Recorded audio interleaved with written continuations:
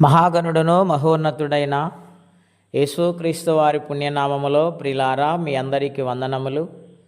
దేవుని వాక్యము ధ్యానందాము. లోకాసువార్త 18వ అధ్యాయము 9వ వచనము నుండి, తానే నీతిమంతులమని తమ్ము నమ్ముకుని ఇతరులను తృణీకరించు కొందరితో ఆయన ఉపమానము చెప్పాను. ప్రార్థన చేయుటకు 2 మనుషులు దేవాలయమునకు వెళ్ళిరి.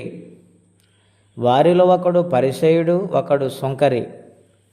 పరిసయుడు నిలబడి, దేవా, నేను చోరులను, అన్యాయస్తులను, వ్యభిచారులనైనా, ఇతర మనుషుల వలనైనను, ఈ సుంకరి వలనైనను ఉండనందుకు నీకు కృతజ్ఞతాస్తుతులు చెల్లించుచున్నాను.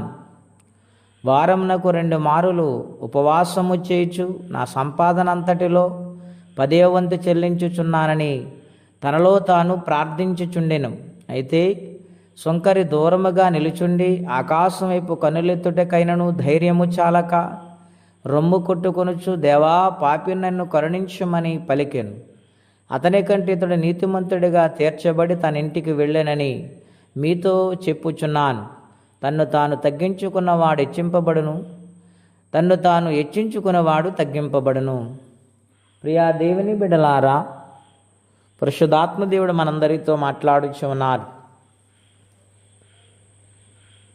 యేసు ప్రభువారు శరీరధారుకున్న దినాలలో ఈ ఉపమానము ఆయన బోధించారు. పరిసయుడు, సుంకరి కనబడుతున్నారు. పరిసయుడు ప్రార్థనలో, నీతిమంతుడను, నేను ఇతరుల వలె కాను, నేను వారానికి 2 మార్లు ఉపవాసం ఉంటున్నాను, నేను 10వ భాగం ఇస్తూ ఉన్నాను, నేను ఇతరుల వలె ఈ సుంకరి లాంటి పాపిని కానే కాదంటూ ఉన్నాడు. ప్రియా దేవుని బిడ్డలారా, భూమి మీద పుట్టిన ప్రతి మనిషి పాపై ఉన్నాడు.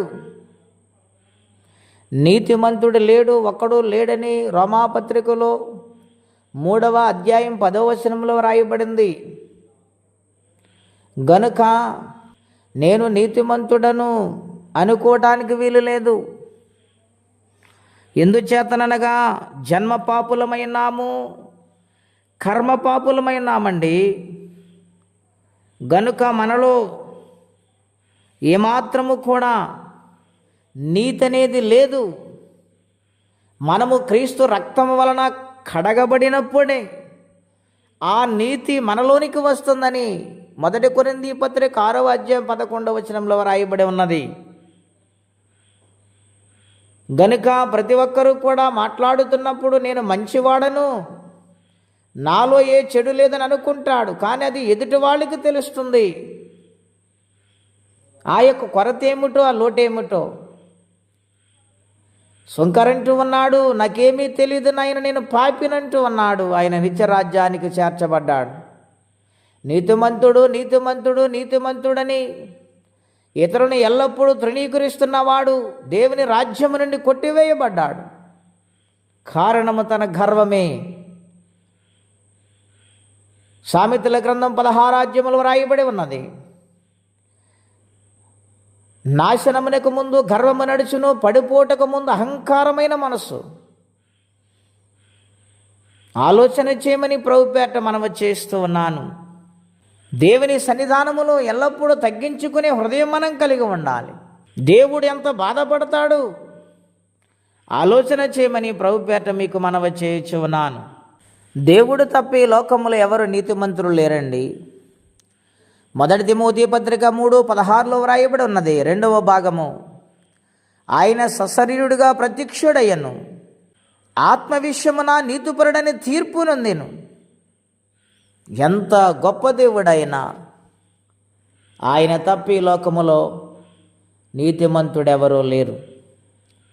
కాబట్టి నేనే నీతిమంతుడిని, నేనే తప్పు చేయలేదు అని గర్వముతో ఉన్నామా, పడిపోతామని దేవుని వాక్యం హెచ్చరిస్తూ ఉన్నది.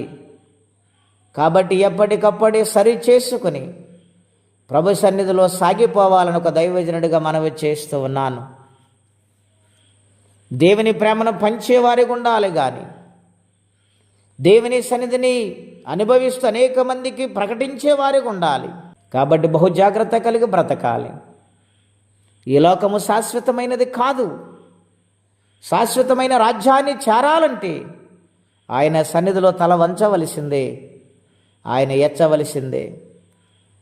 దేవుడి మాటలు దీవించును గాక. ప్రార్థన అండి. అత్యంత కృపగలిగిన దేవా, మహోన్నతమైన మీ నామము కొరకై స్తోత్రం చెల్లిస్తూ ఉన్నాము.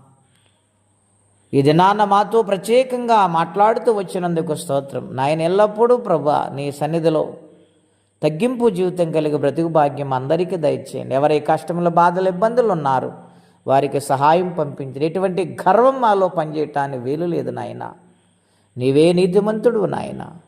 పాపులమైన మమ్మల్ని కరుణించి మీ రక్తముతో నాయన మమ్మల్ని కొన్నారు. మీకు వందనములు, స్తోత్రాలు. మీ కొరకు నమ్మకంగా బ్రతుకు భాగ్యము మాకు దయచేయమని యేసయ్య నామములో బ్రతిమాలుకుంటున్నాం ప్రభువా.